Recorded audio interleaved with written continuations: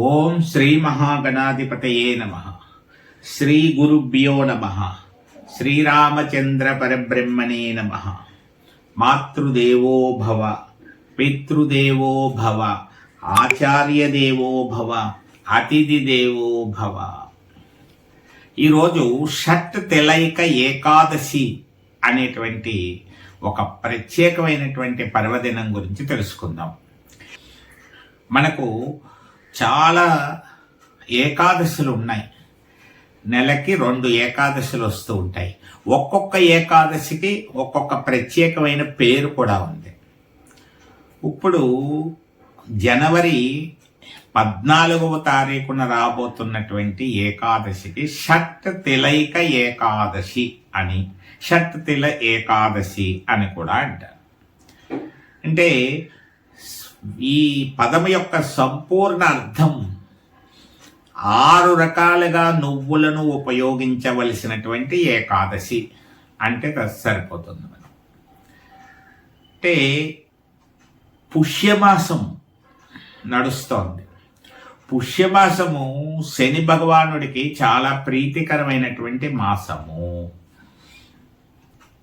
శని భగవానుడి యొక్క అనుగ్రహాన్ని గ్రహయోగాలలో అర్ధాష్టమ శని, ఏలినాటి శని, ఇలాంటి అనేక రకాలైనటువంటి ఏమైనా దోషములుంటే వాటిని సులభంగా పరిహారం చేసుకోవడానికి అవసరమైనటువంటి శక్తిని, యోగ్యతను పుష్కలంగా ఇచ్చేటువంటి మాసంగా కూడా పుష్యమాసాన్ని చెప్తారు. అటువంటి పుష్యమాసంలో వచ్చేటువంటి ఏకాదశికి నువ్వులతో కూడినటువంటి పేరునే పెట్టినప్పుడే మనం అర్థం చేసుకోవాలి ఏకాదశి యొక్క ప్రాధాన్యత. ఎందుకంటే శని భగవానుడికి నువ్వులు ప్రీతికరమైనటువంటి ధాన్యం అని చెప్పుకుంటాం. ఆ నెలలో వచ్చేటువంటి ఏకాదశిని కూడా ఏమన్నారు? షట్ తిలైక ఏకాదశి అన్నారు. అంటే ఇది నువ్వులను ప్రధానంగా ఉపయోగించవలసినటువంటి ఏకాదశి. ఇప్పుడు ఇక్కడ 6 రకాలుగా ఎలా ఉపయోగించాలో చూద్దాం. నువ్వులను స్నానం చేయడానికి ముందు ఆ బకెట్ నీళ్ళల్లో కానీ బిందెలో కానీ మనం స్నానానికి ఏ నీళ్ళైతే ఉపయోగించుకుంటామో ఆ నీళ్ళల్లో కొద్దిగా నువ్వులు వేసుకోవాలి. 5 నిమిషాల ముందో 10 నిమిషాల ముందో నువ్వులు వేసుకొని ఆ నీటితోటి స్నానం చెయ్యాలి. అలా ఒక రకం అయిపోయింది. ఇంకా 2వ రకము, ఈ నువ్వుల పిండితో స్నానం చేయాలి. సున్ని పిండితో ఎలా స్నానం చేస్తామో అలాగ నువ్వుల్ని బాగా నూరేసి కొద్దిగా ఒక ముద్ద కింద చేసుకొని ఆ ముద్దని శరీరానికి రాసుకొని స్నానం చేయాలి. అంటే నువ్వుల పిండితో ఒంటిని నలుచుకోవాలి అంటారు. ఇది కూడా సులువైన పద్ధతే. ఖర్చుతో కూడుకున్నటువంటి పనులేం కాదు. ఇప్పుడు 2 పద్ధతులు. నీళ్ళల్లో కాస్త నువ్వులు వేసుకొని స్నానం చేస్తారు, నువ్వులని పిండి చేసి ఆ పిండిని ఒంటికి నలుచుకొని స్నానం చేస్తారు. ఇంకా 3వది నువ్వుల నూనెతో దీపం వెలిగించడం, దీపారాధనకి నువ్వుల నూనెను ఉపయోగించడం. అక్కడికి 3 అయిపోయాయి.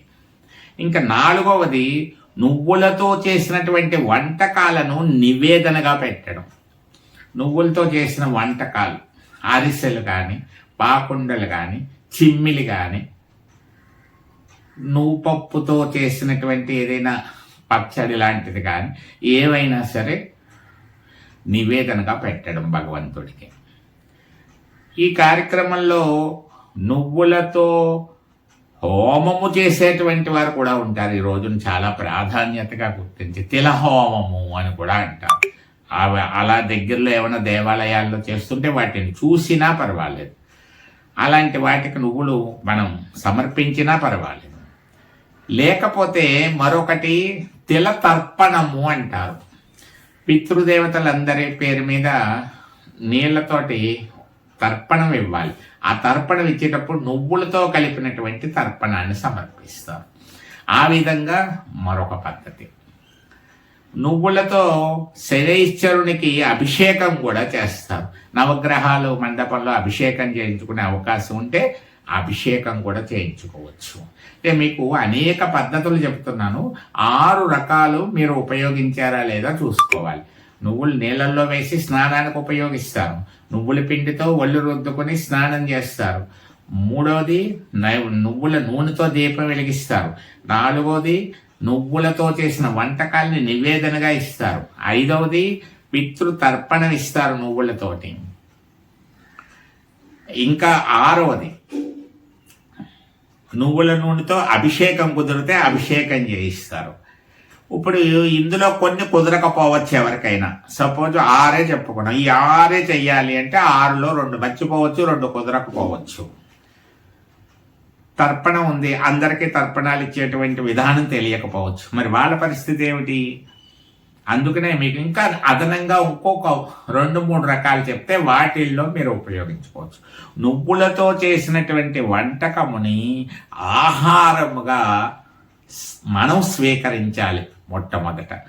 అంటే భగవంతుడికి నివేదన ఎలాగా పెడుతున్నాం కదా, అరిసెలు కానీ చెమ్మిలి కానీ ఏదో ఒకటి భోజనంలో నువ్వులతో చేసిన వంటకాన్ని ఆహారంగా తీసుకోవాలి. అంటే పోపులు తాలింపులు అవి పెట్టేటప్పుడు నువ్వుల నూనెను ఉపయోగించుకోవచ్చు. అదొక పద్ధతి. నువ్వులతో చట్నీ కానీ ఏదైనా చేసుకోవచ్చు. నువ్వు పొడి కొట్టుకుని ఆ పొడిని ఆహారంలో కందిపొడి వీటిల్లా కూడా వాడుకోవచ్చు. మరి ఇంకొక విధానం ఏమిటి, నువ్వులతో చేసిన వంటకాల్ని ఆహారంగా పక్షులకి పెట్టాలి. కాకులకి కానీ ఏదైనా ఆవులకి కానీ కుక్కలకి కానీ ఆహారంగా పెట్టాలి. అది కూడా ఒక పద్ధతి. నువ్వులను దానంగా ఇవ్వడం అదొక పద్ధతి. ఇప్పుడు నేను చెప్పినటువంటి పద్ధతుల్లో మీకు వీలు కలిగినటువంటివి 6 ఉపయోగించేలాగా ప్రయత్నం చేయండి. అందులో కొన్ని కుదరకపోయినా పర్వాలేదు, తప్పనిసరిగా నువ్వులను కొన్నిగా అయినా ఉపయోగించండి. 6 సులువే చేసుకోవడం. 6 రకాలుగా ఉపయోగించారా లేదా అన్నది చూసుకోవచ్చు. ప్రసాదంగా ఎవరికైనా పంచిపెట్టచ్చు. పక్షులకి కాకులకి ఆహారం ఇవ్వచ్చు. ఆవులకు పెట్టచ్చు కొద్దిగా. అలాగే దానం ఇవ్వచ్చు. దీపారాధన చేసుకోవచ్చు. స్నానంలో ఉపయోగించవచ్చు, తర్పణంలో ఉపయోగించవచ్చు, అభిషేకంలో ఉపయోగించవచ్చు. ఇన్ని రకాల్లో ఏదో ఒకటి చేసుకొని ధరించవలసిందిగా పర్సా టీవీ ద్వారా మీకు విజ్ఞప్తి చేస్తున్నాం. మరొక ముఖ్యమైన విషయం ఏంటంటే ఏకాదశికి చాలా ప్రత్యేకత ఉంది. ఏకాదశి విష్ణు సంబంధమైనటువంటి తిథి కాబట్టి విష్ణువుకి చాలా ప్రీతికరమైనటువంటిది. అటువంటి ఏకాదశి బుధవారం నాడు వచ్చింది. బుధవారం ఏకాదశి వస్తే చాలా గొప్ప పర్వదినంగా చెప్తారు. అందులో బుధవారం నాడు గొప్ప పర్వదినం. ఎందుకంటే బుధవారం వచ్చింది, ఏకాదశి వచ్చింది. అది మరొక విశేషంతో కలిసి వస్తుంది. ఆ రోజే మకర సంక్రాంతి కూడా జరుగుతుంది.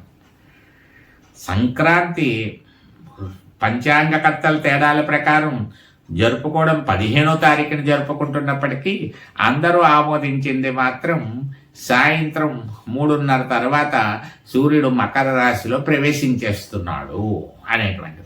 కాబట్టి ఆ సమయానికి ఏకాదశి ఉంటుంది. కాబట్టి ఆ సమయం ఏకాదశి పుణ్యకాలంగా భావించి ఆ సాయంకాల సమయంలో సూర్యుడు మకర రాశిలో ప్రవేశించే సమయంలో స్నానం అది పూర్తి చేసుకుని వీలైతే నదీ స్నానం చేసి విష్ణు ప్రీతికరంగా ఏదైనా చక్కగా మీరు నామస్మరణ చేసుకోవచ్చు, జపము చేసుకోవచ్చు.